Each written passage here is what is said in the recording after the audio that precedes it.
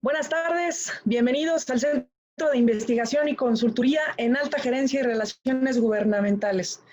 Hoy el día me da un enorme placer poder estar en este evento, ser moderadora de este evento, porque nos invita a una mesa de análisis y a una reflexión importante. Hemos estado escuchando mucho del gobierno federal, la nueva normalidad, pero ¿qué pasaría si ahorita hablamos de un nuevo México? Y es justo de eso de lo que van a hablar nuestros grandes ponentes. ¿Realmente existirá un nuevo México después de la pandemia?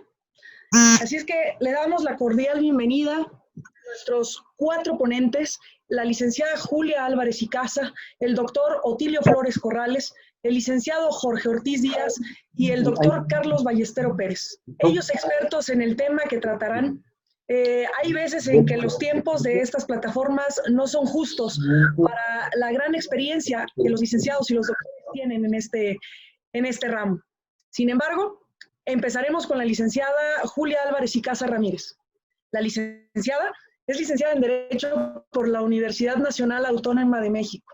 Tiene grandes trabajos, versan sobre todo en matemáticas relacionadas con derechos humanos, específicamente con problemáticas de los derechos económicos, sociales y culturales, ambientales, y bueno, de todas las ramas por las que ella tanto le apasiona hablar. Asimismo, en el año 2013 fundó y comenzó a coordinar el Mercado Alternativo de Tlalpan, proyecto que se ha consolidado como un espacio en donde se propicia y promueve una alternativa real, accesible para productores locales. En 2016 colaboró en el Instituto de Investigaciones Jurídicas de la UNAM. Ha tomado diversos cursos y seminarios relacionados con género, la reforma del 2011 en materia de derechos humanos y litigio estratégico. Licenciada Julia, es un honor contar con usted. Tiene los micrófonos. Hola, ¿qué tal? Muchas gracias a la audiencia por tomarse este rato de este jueves para escucharnos. Y bueno, pues sí, como ya a favor de presentar, yo desde hace un tiempo me dedico en especial a temas relacionados con derechos humanos, en específico con derechos económicos, socioambientales.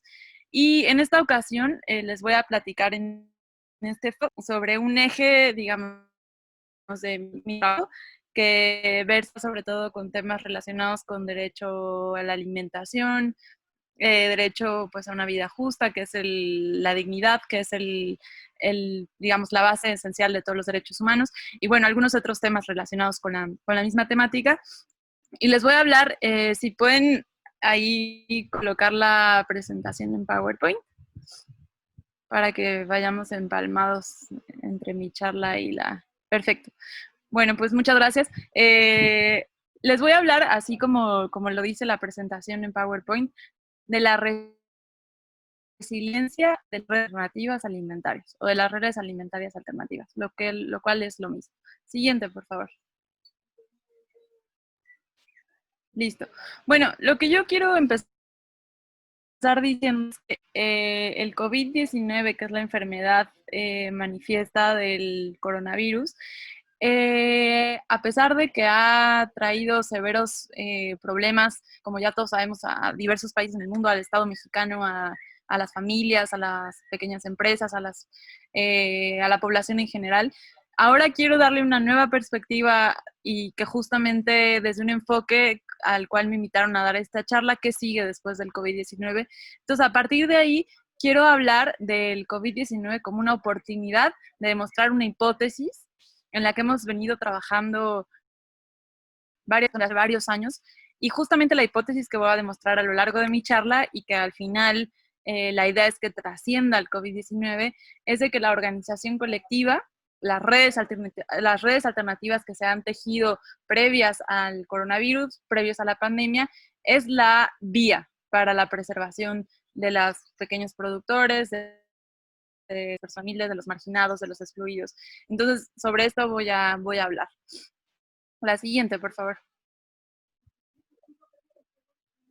Bueno,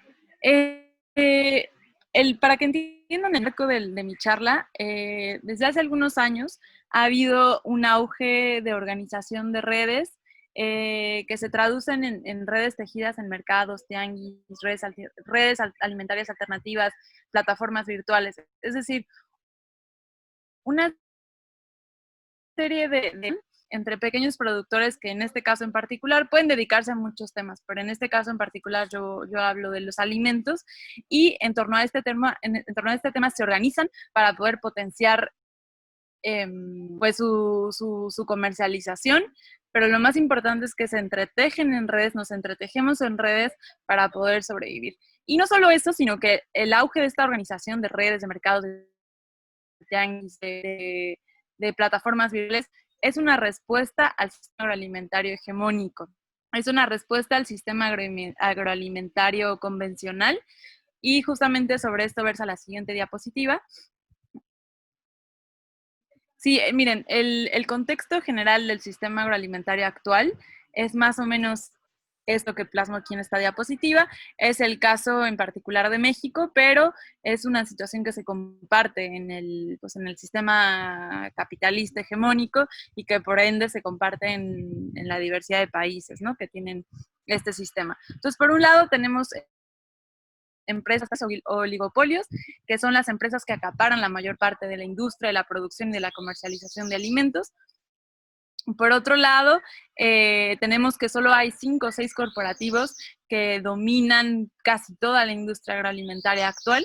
De hecho, hay un mapa que transita en las redes, que habla de 6 empresas que se entretejen entre ellas y al final acaparan todas las pequeñas empresas que parece que son autónomas, pero en realidad dependen de estas otras 5 que tienen monopolizado el sistema agroalimentario mundial, ¿no?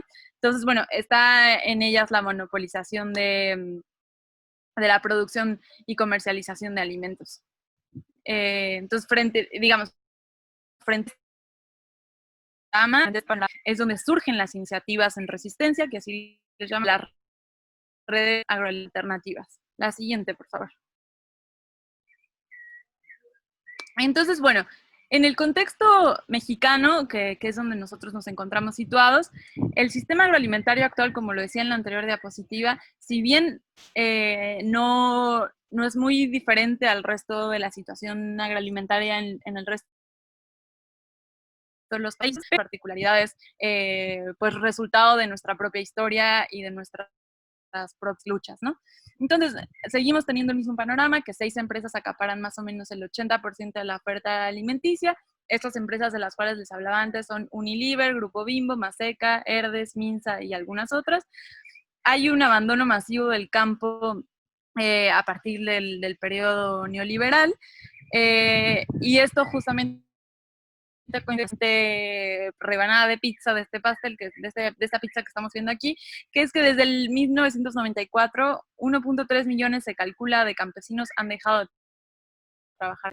Y además, no solo esa es nuestra desgracia, sino que estos campesinos que antes trabajaban sus propias tierras se han convertido en mano de obra asalariada de sus mismos terrenos, ¿no? Con sueldos precarizados, con condiciones laborales, pues, muy también precarizadas y con una serie de características que los ponen en un nivel de desventaja frente al resto de los trabajadores, ¿no? O una gran parte de los trabajadores. La siguiente, por favor. Entonces, bueno, por otro lado, y es importante también decirlo, en el Estado mexicano, en nuestra historia, hubo una revolución que lo que hizo fue en gran parte distribuir la tierra y cosa que no, parece que a veces nosotros normalizamos, pero esta situación de la distribución de la tierra o la redistribución de la tierra no sucedió en muchos de los países latinoamericanos y otros países del mundo.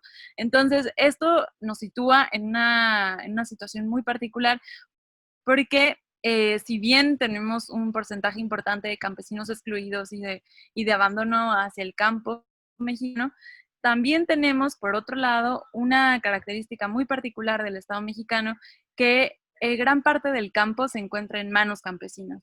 Entonces, por ello es la importancia destacada en nuestro país de que con el reparto agrario y al encontrarse gran parte de nuestras tierras en manos campesinas, pues otra vez la necesidad de tejernos en redes, de organizarnos en estrategias colectivas, pues para que estos pequeños productores que siempre han sido desplazados, marginados por el mercado, por el Estado, por la seguridad social, por un montón de factores, pues justamente puedan buscar alianzas para sobrevivir, y no solo para sobrevivir, sino para tener una vida más digna y más justa. Entonces, en este sentido, los tianguis, mercados, redes alternativas son espacios de resistencia, son redes organizadas, son respuesta y resistencia al régimen alimentario global industrial impulsado por un modelo económico neoliberal que nos inculcaron hasta en la sangre. También es la resistencia a la desvinculación de los consumidores con el origen de los alimentos, de los productores y de las consecuencias ambientales y sociales de los modos de producción. Cuando hay un auge en los supermercados, en las grandes cadenas de autoservicio, de Superama, Walmart y todas estas que conocemos, también lo que genera esta emergencia de estas nuevas redes alternativas convencionales hegemónicas es que apuesta a la desvinculación entre productores y consumidores. Entonces, cuando esto sucede, no solo se desvincula el vínculo meramente comercial, sino que también se rompen otro tipo de vínculos que se tejen en estos espacios, como por ejemplo los vínculos afectivos, los vínculos en donde el consumidor, como consumidor, tiene derecho a saber qué es lo que está consumiendo, con la información adecuada, completa, verídica.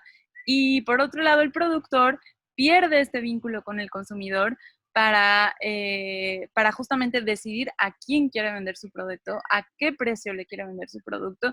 Entonces, lo que intentan estos tianguis y mercados y las redes alternativas como espacios de resistencia es volver a tejer estas redes entre consumidores y productores, además de que cuando se retejen estos vínculos, también hay una conciencia de las consecuencias ambientales, sociales, de producción, y hay un mayor acercamiento a la realidad laboral, a la realidad en términos de salud de los productores, ¿no? Entonces, bueno, la siguiente, por favor. Sí, simplemente hablarles así muy velozmente de que estas iniciativas no son únicas de México, no son únicas de Latinoamérica. De hecho, en Estados Unidos llevan el nombre, por ejemplo, de Farmers Market, y se tiene la cuenta de que hasta el 2016 habían 8.669. En Francia son los marchés, que ellos han logrado justamente incorporar a la vida de una forma mucho más fluida a la vida cotidiana de la gente en los mercados de productores. Y bueno, en el caso de Italia también está el Mercati de la Tierra. No encontré, no hay datos muy precisos en el caso de Italia, pero bueno, están estos ejemplos, ¿no? En Europa y en Latinoamérica, que es la siguiente diapositiva, también hay ejemplos muy importantes y muy interesantes del surgimiento de este tipo de proyectos. Entonces, si quieren pasar a la siguiente. Ajá. De tal forma que, bueno, tenemos las ferias campesinas, las ferias agropecuarias en Perú, las ferias orgánicas en Uruguay, las ecoferias, las ferias campesinas en Chile, las ferias del productor al consumidor en Argentina, y tenemos otros muchos ejemplos de este tipo de propuestas, que son propuestas éticas, propuestas que resignifican el valor del campo, resignifican también valores ciudadanos, valores humanos. Y en este sentido, vamos a pasar a la siguiente. Bueno, finalmente les puse como esta diapositiva de resumen. Los tianguis y mercados alternativos como espacios de resistencia son iniciativas para contrarrestar los efectos adversos. Aquí se cortó un poco la frase, pero bueno, los efectos adversos de la gran industria agroalimentaria hegemónica. Bueno, se promueve el consumo y la producción de productos cultivados a través de condiciones justas, sin alta carga de agroquímicos. También los espacios alternativos, los tianguis mercados, tienen ahí un factor de responsabilidad con el medio ambiente y con la salud de los productores. Esto es algo muy importante que tiene que ver con el post-COVID. resignifican el acto de consumir y producir como una acción política. Y cuando digo acción política me refiero y hablo en el sentido de participar de la polis, de participar de la vida pública. Entonces, promovemos la no desvinculación, es decir, promovemos la vinculación entre el acto de vivir y producir eso, como una acción de participar de lo que pasa en nuestro entorno, de lo que pasa en nuestra comunidad, de lo que pasa en la vida pública. Además, con estos espacios se recupera el valor identitario y cultural de los alimentos, se coloca al productor y a su producto frente al consumidor, se colocan al centro, muy diferente que como lo hacen las grandes cadenas de supermercados que colocan al productor y al consumidor, aunque el consumidor más en el centro, pero sobre todo al productor lo colocan totalmente de manera marginal, ¿no? Resaltamos los elementos éticos, sociales y culturales para revalorizar la relación con el alimento, localizan el consumo, y lo pongo entre comillas porque me refiero a localizar en el sentido de consumo más local para reactivar e incentivar la economía local, que es algo de lo que ahora hemos estado escuchando mucho con el COVID, y por eso hablo de esta hipótesis como un resultado, que esta es la vía. Al final hay una relación social con el alimento y quienes lo producen, que ya hemos hablado de ello, ¿no? Entonces, la siguiente, por favor. Sí, los ejes de los mercados alternativos son, uno, en primer lugar, la relación de los pequeños productores y la proximidad al sitio de venta. La otra idea es el del cordón umbilical con los intermediarios, las buenas prácticas productivas y la ciudadanía alimentaria. En este momento, para comenzar a ir cerrando la charla, los últimos minutos que nos quedan, me voy a enfocar en el tema de los pequeños productores y la proximidad al sitio de venta y la ciudad alimentaria como uno de los ejes importantísimos de los mercados alternativos que se pueden retomar como una propuesta que debe de trascender, sobre todo como una de las características al contexto COVID, ¿no? La siguiente, por favor. Sí, entonces empezamos con la primera. Uno de los ejes rectores, uno de los principales ejes rectores de los mercados alternativos son el tema que tiene que ver con la convergencia de los pequeños productores. Entonces, bueno, los productores de nuestros alimentos, me refiero a pequeña escala, son responsables del 39-40% de la producción agropecuaria nacional, son también responsables de conservar la biodiversidad de ecosistemas y proveen de agua a las grandes ciudades. Y frente a esta situación, también son ellos los esclavos los que están siempre en desventaja frente a la gran industria, no cuentan con un salario fijo, no cuentan con seguridad social. Entonces, bueno, pues ya se imaginarán en el contexto COVID, pues cómo les ha ido a los pequeños productores, así como a muchos otros trabajadores, pues que se encontraron totalmente descobijados, ¿no? Frente a esta situación. Entonces, bueno, a ellos, a este grupo de pequeños productores, que son muchos, como ya vimos, representan más o menos el 40% de la producción agropecuaria nacional, les quedaron dos opciones frente a la crisis. Una, fortalecer la organización y solidaridad conjunta, y dos, verse en complicaciones severas para sobrevivir a la pandemia. La siguiente, por favor. La siguiente. Sí, aquí nada más son ejemplos de pequeños productores de la zona productiva de la Ciudad de México, que a lo mejor algunos de ustedes no saben, pero el 60% de la Ciudad de México es una zona productiva. Entonces, pasamos al anterior, por favor. Sí, otro de los ejes importantes para el contexto COVID, si quieres ya pasar a la siguiente. Sí, es el tema de la ciudadanía alimentaria, de los lazos que se crean con los consumidores, pero no solo eso, sino la concepción de tejer redes, de tejer alianzas, de tejer eso, de tejer organización ciudadana, de tejer compromiso. Entonces, en este sentido, el consumo y producción se concibe como un acto sociopolítico en donde se contempla la participación democrática en el sentido de que nosotros debemos de tomar decisiones activas de la vida pública y se crean lazos afectivos que trascienden al vínculo únicamente comercial. La siguiente, por favor. Sí, la siguiente, aquí hay unos consumidores en una parcela de un productor. Sí. Entonces, bueno, estos espacios han procurado, no con el contexto COVID, sino mucho tiempo antes, han venido preparando espacios en donde el consumo se caracteriza por ser un consumo participativo e informado. Esto tiene que ver con visitas agroturísticas que se hacen al sitio de producción para revalorar el trabajo campesino, con talleres, pláticas, eventos culturales. Es decir, son espacios que reeducan al consumidor, sensibilizan al consumidor y familiarizan, vuelven a acercar al campo con la ciudad, ¿no? Siguiente. Entonces, bueno, todo esto, ya para ir cerrando y respetar el tiempo de la charla, ¿qué resultados nos arroja? ¿Qué conclusiones nos arroja? Entonces, la hipótesis que yo les vengo a plantear aquí, que queda muy bien con la charla que me invitaron a dar, que es qué sigue después del COVID-19, es que a 2 meses del inicio de la Jornada Nacional de Sana Distancia, que todos conocemos que comenzó pues en marzo de hace 2 meses, el 23 de marzo, pues lo que ya podemos comprobar con esta corta experiencia, pero tangible y real experiencia, nosotros sabíamos, los que nos encontramos involucrados en proyectos organizativos, en proyectos de alianzas, en proyectos, en consorcios, en proyectos que comulgan, conjugan, ya sabíamos que tenía cierta ventaja la organización comunitaria. Y sabíamos que la inversión de tiempo, energía, esfuerzo, asambleas, toda la energía que se invierte para apostar y crecer con proyectos que apuestan por la organización más horizontal, más justa, tenían ventajas, pero con esta rápida experiencia así fundada de 2 meses, podemos decir como una realidad que la apuesta por la organización colectiva integran las redes alimentarias alternativas como un ejemplo, pero hay muchos otros ejemplos en otros temas.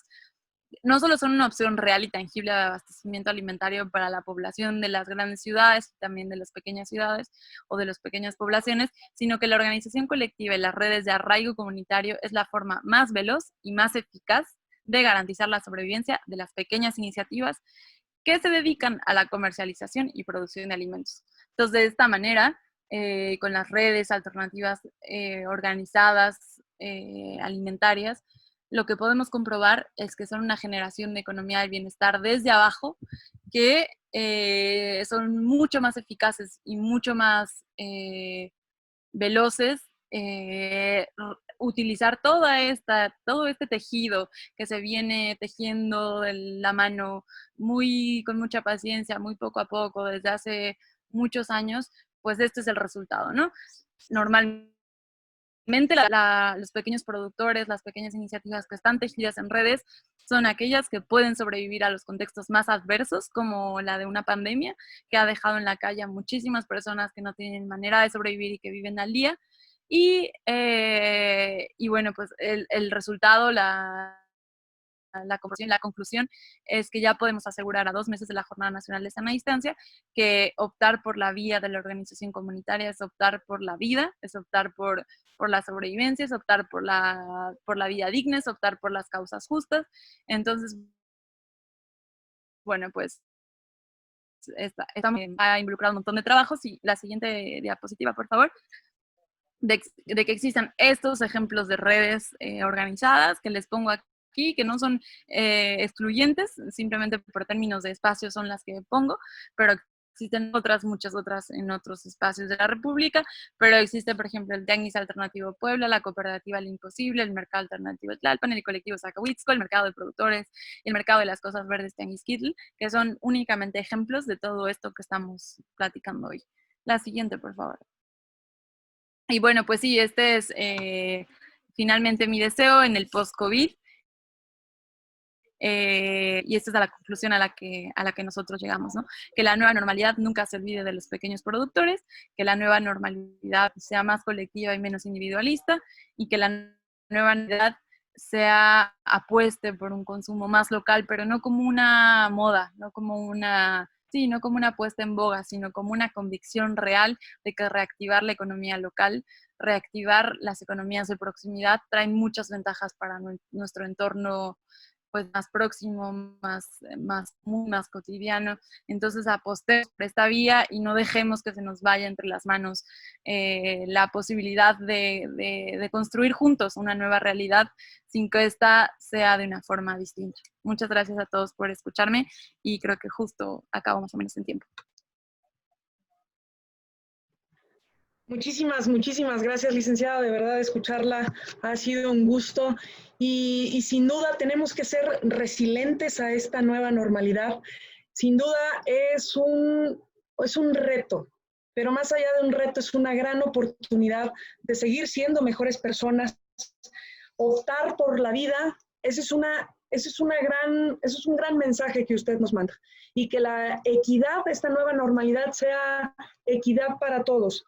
Sin duda, recuperar los espacios a través de la fortaleza y solidaria conjunta de todas las organizaciones, nos invita a que este sector tan importante que es todo lo que es lo relacionado a los alimentos, nos invita a ser más empáticos con la situación de los campesinos, que los tenemos muy olvidados. Resulta que nosotros, me incluyo, sembramos el maíz, cosechamos el maíz, lo mandamos y nos mandan los cornflakes. Y no es porque estemos en contra de las grandes empresas, al contrario, ellas son fuentes de trabajo. Pero apostémosle más, no en un tema de moda, como usted bien lo dice, apostémosle más a consumir el producto mexicano, los alimentos mexicanos, porque al final también estamos ayudando a que esta economía salga adelante, y va a salir muy bien. Muchísimas gracias, licenciada.